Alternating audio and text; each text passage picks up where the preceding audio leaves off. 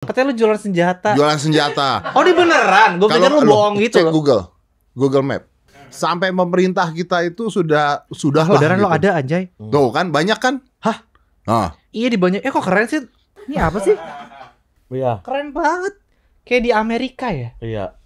Ih, gue baru tahu lo di sini boleh. Di luar negeri terakhir itu di Austria sama Munchen udah ada. Munchen udah ada. Udah ada. Toko di sana juga. Iya. Buset. Anak-anak PPI yang kerja di situ. Jualan Perhimpunan senjata. Pelajar Indonesia kan cari sampingan tuh. Kerja di situ. Kerjanya di situ. Saya rekrut. Oh, ini buat buru binatang gitu ya? Tergantung apa yang ada di depan. Kalau di depan binatang ya binatang. Kalau di depan orang ya orang. Emang boleh? Loh, Ya gimana Mamat ya? nih punya izin khusus. Oh gitu. Jadi dia punya izin khusus. Tapi gini lah Fit, maksudnya gue kenalin dulu. Jadi memang oke. dia punya gun shop, udah di seluruh